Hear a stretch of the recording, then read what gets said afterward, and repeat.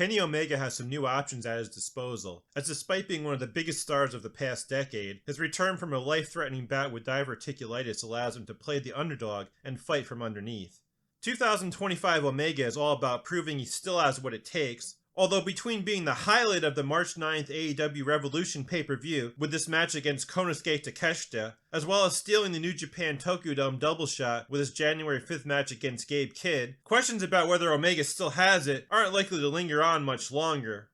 Omega is obviously a bigger star than Takeshita, and this was a match he should win, in the sense that Omega put over Takeshita in their September 3rd, 2023 All Out match to try to put Takeshita on the map in AEW. Although almost every result in AEW is a foregone conclusion, Omega did a great job of making you believe he could lose to Takeshita again here. Omega isn't physically as good as he was in their 2023 match. He's presumably still working to get as much of his strength and speed back as he can, but Takeshita has improved his physicality and overall quality of work since then. Takeshita contributed more this time, but Kenny was really smart and was able to make it feel like we saw more than we actually did.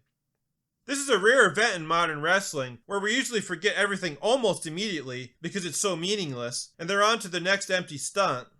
The endless near falls featured in virtually every AEW match don't create anywhere near the drama they would have 3 or 4 decades ago, because the modern match isn't portrayed as being a serious fight that the combatants care about winning. They lack struggle, resistance, and urgency, as well as believable story arcs. This Omega vs Takeshita match didn't get all of that right, but it got a lot more right than anything else on the show, enough that I became invested and actually cared. Despite the only lead-up being a lame cooperative spot-install tag on February 15th at AEW Grand Slam Australia, where Omega and Will Ospreay beat Takeshita and Kyle Fletcher, in an exhibition marred by the wrestlers just standing around endlessly waiting for the opponent to stop begging the crowd to pretend to care about them, and eventually get around to jumping at them. Omega and Takeshita were able to have a serious match today that finally felt like something of a grudge match. Takeshita was trying to injure Omega this time, and beat him in the process. It was much more of a story match, with Takeshita now the theoretic favorite, as the healthy champion, following Don Callis' instructions of focusing on Omega's weak midsection, while Callis gleefully spoke of Omega's intestines potentially exploding. In order for a match to have selling that's actually dramatic, the performers have to know when to just register the blow without stopping the action. It's difficult to tell whether most wrestlers today even know the difference between registering and selling, and they certainly don't seem to understand that registering should be the default because it allows the fight to continue. Generally what we get today is the wrestler stopping for the same amount of time after everything that lands. This doesn't work as a fight because you have one guy refusing to defend themselves and the other guy thinking they should be playing to the crowd rather than finishing their seemingly helpless foe off. Selling everything for an equal duration also implies that all of it supposedly does as much or as little damage, take your pick, which makes no sense even within the hokey exhibition we are regularly stuck with, because it undermines the whole concept of big moves and finishers mattering.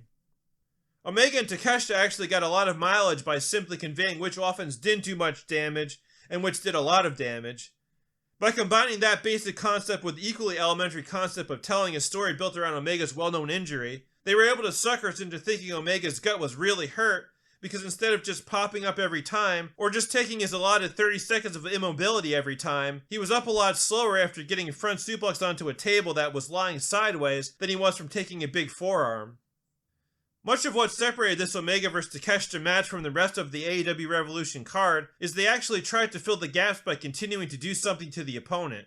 Elsewhere, we just saw the phony modern style of a really cooperative looking move, followed by 30 seconds of dead time, followed by an even more cooperative move because the wrestlers who have been separated for 30 seconds are now coming back together with no struggle or resistance to very obviously set up the next spot, which they will then follow with another 30 seconds of stalling, wash, rinse, and repeat. This jokey exhibition style is always on full display in any recent match involving Kyle Fletcher, who once again succeeded in ruining Will Ospreay's match by spending most of his time on offense looking at the crowd rather than his opponent. The pinnacle of phony BS is the opponent standing in front of Orange Cassidy, allowing him to nudge them a little with a foot while he keeps his hand in his pockets. Fletcher turning his back on his opponent every time he puts them down, or lands one of his weak robotic strikes, thus forcing them to feign paralysis until Fletcher finally gets around to walking back over to them, rather than getting right up and cold-cocking this clown to actually protect the business by acting like it's a real fight. It's quickly becoming a close second to Cassidy's unbearable nonsense, though. The pace of Omega vs Takeshita wasn't as brisk as their September 3rd, 2023 match. That was a flashier AEW-style Big Omega work rate match, mostly spectacle at a brisk pace where it felt like they were at least trying to keep moving and beat the opponent to the move. This was a slower and more New Japan-style Omega dramatic match, though with some improvements such as cutting out the dead points and selling when it mattered rather than just overdoing everything. This was much less contrived, forced, and uneven than the very good Omega vs. Gabe Kidd match, but it also helps that Takeshita has so much more variety and skill than Kidd. This match didn't feel like it had the long breaks the Kidd match did, because Kenny knew when to keep fighting to fill the time in between spots, and when to take extra time because something really big happened. Though neither found their top gear, Omega was still able to succeed by doing a match that was purposely designed to keep us from getting a read on what Kenny's top gear in 2025 actually is. Their all-out match was ultimately a more conventional big spot-oriented match, while this was a well-built, simple story match, where Omega's real injuries served them well, and elevated this well-laid-out contest above the more generic level of simply being the larger, younger, stronger man, beating on the veteran who was doing his best to hang on. This was a little slower than it could have been, but the pace of a match is far less important than fighting consistently. This was a bit methodical, but their activity was constant enough that they were able to maintain the should-be basic illusion that they were actually trying to beat their opponent in a fight, rather than aiding one another and putting on a silly show we had no reason to care about. They tried to struggle and make some of the big spots dramatic, teasing using the table several times. The psychology was good. Even the dull parts, such as Takeshita's body scissors, played into the story they were telling.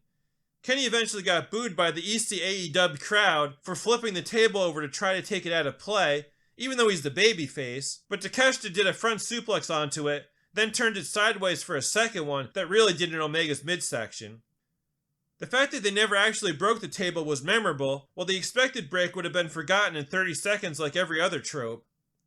Even though much of Takeshita's offense was story-oriented, it didn't feel like he was just endlessly forcing the gut to check off the boxes. Omega felt heroic just for continuing, much less still pulling off impressive moves to stay in this. In their 2023 match, Takeshita attacked the neck and midsection a little, but they never fully capitalized on any of the multitude of stories, and the match between Callis' new charge Takeshita and ditched longtime meal ticket Omega mostly just came down to being a battle of who could throw the more devastating knee. Early in that match, Takeshita controlled with his size and strength, while Omega tried to pick things up with his speed and athleticism, resulting in Omega being responsible for most of the early highlights, while Takeshita was the base and the beatdown. As that match progressed, Takeshita was increasingly willing to speed up the pace and try to outspot Kenny, but it was still more of the usual 50-50 match. Today, Omega gave a great emotional babyface performance, focusing more on garnering sympathy than on lighting it up offensively. Takeshita was more believable this time as a monster who was out to kill Omega, and thus he could get away with taking less chances as well. Takeshita was more considered here in his approach, wrestling a more methodical match purposely targeting the stomach, which made his offense feel more meaningful. He still did all his power moves when the opportunity presented itself, but he wasn't just plowing through them.